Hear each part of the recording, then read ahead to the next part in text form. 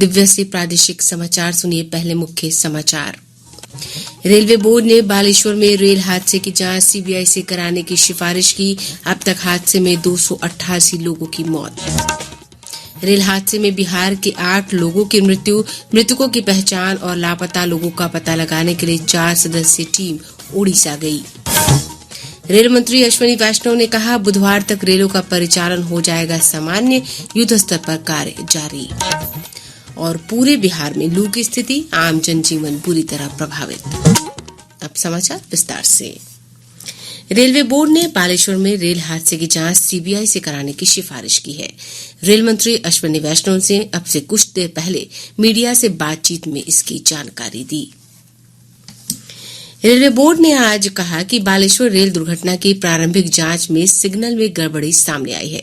नई दिल्ली में मीडिया से बातचीत में रेलवे बोर्ड की संचालन और व्यापार संवर्धन सदस्य जया वर्मा सिन्हा ने बताया कि दुर्घटना के कारणों में रेलवे सुरक्षा आयुक्त की विस्तृत रिपोर्ट का इंतजार है।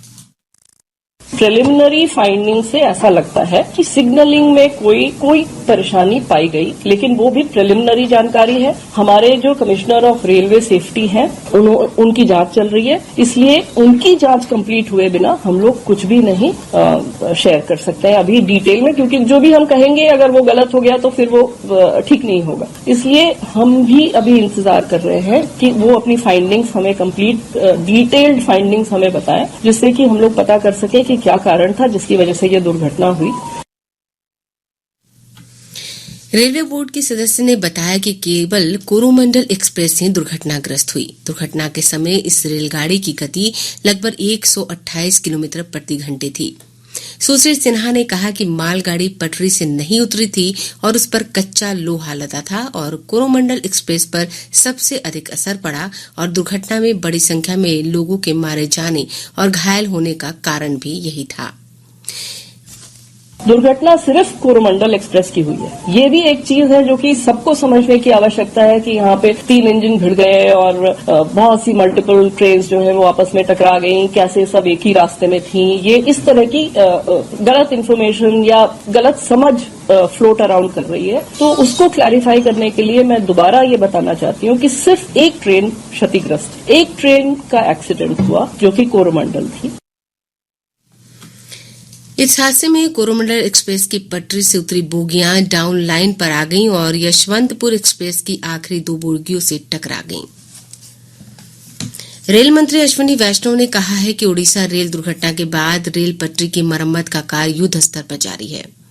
रेल मंत्री ने कहा कि एक लाइन को दुरुस्त कर लिया गया है, बुधवार तक परिचालन सामान्य हो जाएगा। उन्होंने बताया कि घटना के दोषियों की पहचान कर ली गई है।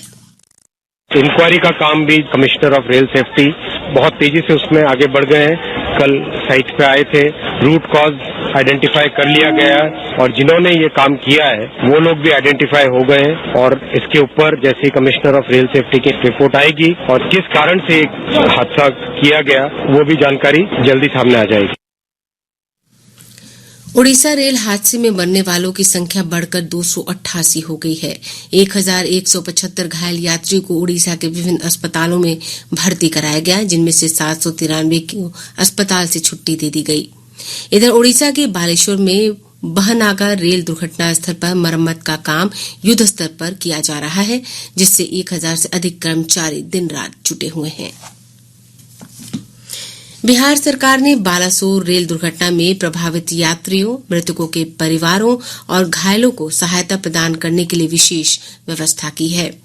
आकाशवाणी समाचार से बात करते हुए राज्य आपदा प्रबंधन विभाग के सचिव संजय कुमार अग्रवाल ने कहा कि 2 बसों से 66 यात्रियों को उड़ीसा से वापस लाया गया है। उन्होंने कहा कि बिहार से अब तक इस हादसे में 8 लोगों की मौत और 53 के घायल होने की पुष्टि हुई है। सचिव ने कहा किसी भी तरह की मदद चाहने वाले लोगों के लिए 24 घंटे हेल्पलाइन नंबर काम कर रहा है।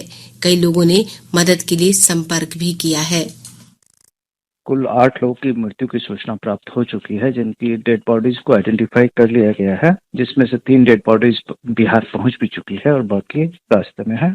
और इसके अलावा 53 लोग इंजर्ड हैं जो विभिन्न अस्पतालों में उनका इलाज चल रहा है और वो अभी सभी आइडेंटिफाइड हो गए। उन सबकी लिस्ट हम लोगों ने पब्लिश कर दी है। हम लोगों ने जो कंट्रोल रूम का नंबर जारी किया था उसमें 46 लोगों ने अपने परिजनों के मिसिंग होने की सूचना उपलब्ध करवाई है कि उनके परिजनों का पता नहीं चल रहा है। तो वो सूचना हम लोगों ने उड़ीसा के साथ शेयर कर ली है और उन्होंने फोटोग्राफ शेयर किए हैं हम लोग के पास। जो लोग मृतक हैं उनके फोटोग्राफ्स आ गए। हम लोगों ने सभी जिला पदाधिकारी को भेजे हैं। श्री अग्रवाल ने कहा कि बिहार के अधिकारियों की 4 सदस्यीय टीम ओडिशा भेजी गई है।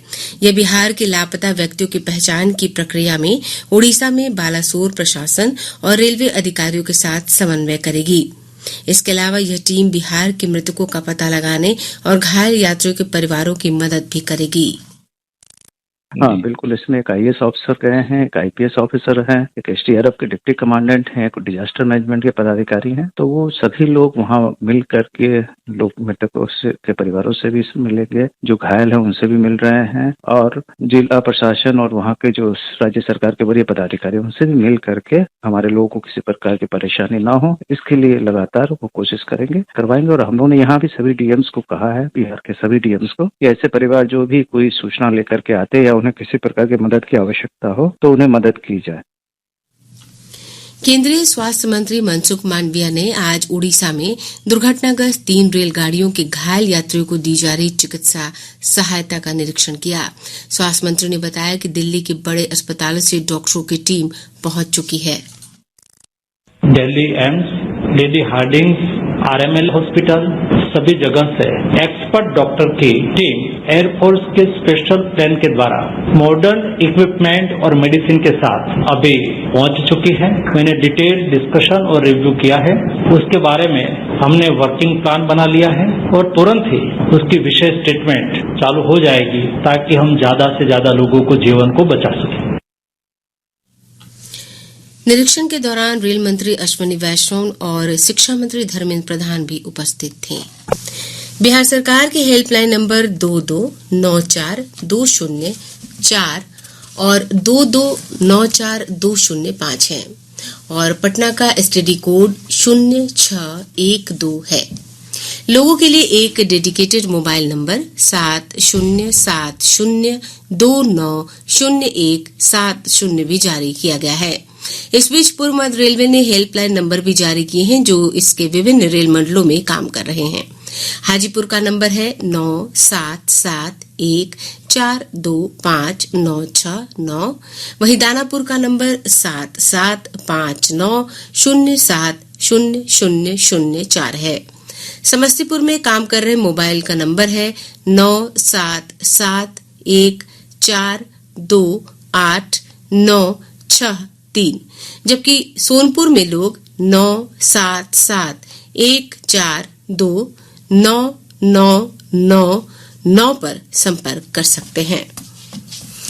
रेलवे ने ओडिशा में हुई रेल दुर्घटना में मृतकों और फंसे यात्रियों के परिजनों, संबंधियों और मृतों की सुविधा के लिए हेल्पलाइन नंबर 139 का विशेष प्रबंध किया है। वरिष्ठ अधिकारियों का दल जोनल रेलवे और राज्य सरकार के समन्वय से इस हेल्पलाइन नंबर पर कॉल करने वाले को 24 घंटे सभी संबंधित जानकारी उपलब्ध कराएगा। प्रधानमंत्री ने ओडिशा में रेल दुर्घटना स्थल पर बचाव अभियान में लगी हई एजेंसियों और लोगों के प्रयासों की सराहना की है।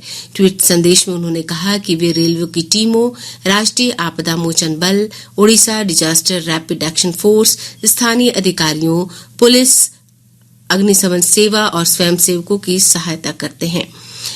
प्रधानमंत्री ने कहा कि वे सभी लोग जो दुर्घटना स्थल पर अथक परिश्रम कर रहे हैं, उन्हें उनके समर्पण पर गर्व है।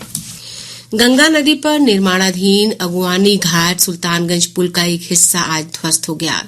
यह पुल भागलपुर और खगड़िया जिले को जोड़ने के लिए बनाया जा रहा है। भागलपुर के प्रभारी जिलाधिकारी कुमार अनुराग ने बताया कि इस घटना में किसी के हताहत होने की सूचना नहीं है। उन्होंने बताया कि पुल का खगड़िया के तरफ के हिस्से का पाया संख्या 9 से 13 गंगा नदी में समा गया। मामले की जांच की जा रही है। उन्होंने बताया कि इससे पहले भी इसी निर्माणाधीन पुल का एक हिस्सा पिछले दिनों ध्वस्त हो गया था। 2014 में मुख्यमंत्री नीतीश कुमार ने इसका शिलान्यास किया था। करीब 800 करोड़ की रुपए की लागत से इसका निर्माण किया जा रहा है। पूरे प्रदेश में लू का प्रकोप है। मौसम विभाग ने अगले 3 दिनों तक राज्य के अधिकांश हिस्सों में अधिकतम तापमान 40 से 45 डिग्री सेल्सियस के बीच रहने की संभावना जताई है। गया आज राज्य का सबसे गर्म स्थान रहा, जहां का अधिकतम तापमान 44.2 डिग्री सेल्सियस रिकॉर्ड किया गया। रोहतास, अरवल, बक्सर, औरंगाबाद, नालंदा, सारण और गया जिले में लू का प्रकोप बना रहा। भीषण गर्मी के चलते आम जनजीवन काफी प्रभावित हुआ है। उप मुख्यमंत्री तेजस्वी प्रसाद यादव ने कहा है कि ग्रामीण कार्य विभाग में 16,000 नियुक्तियां की जाएंगी। आज पटना में ग्रामीण पथ विकास अभिकरण की 12वीं आम सभा को संबोधित करते हुए उन्होंने कहा कि राज्य की ग्रामीण सड़कों को नई तकनीक का इस्तेमाल करते हुए मजबूत बनाया जाएगा और बेहतर ढंग से रखरखाव भी किया जाएगा। पूर्व मध्य रेलवे हाजीपुर के महनार स्टेशन पर जनहित एक्सप्रेस ट्रेन का ठहराव आज से शुरू हो गया। केंद्रीय मंत्री पशुपति कुमार पारस ने हरी झंडी दिखाकर इसकी शुरुआत की। इस अवसर पर श्री पारस ने कहा कि इस ट्रेन के ठहराव से वैशाली की जनता को काफी सुविधा मिलेगी। और अब अंत में मुख्य समाचार एक बार फिर। रेलवे बोर्ड ने बालेश्वर में रेल हादसे की जांच सीबीआई से कराने की सिफारिश की। अब तक हादसे में 288 लोगों की मौत।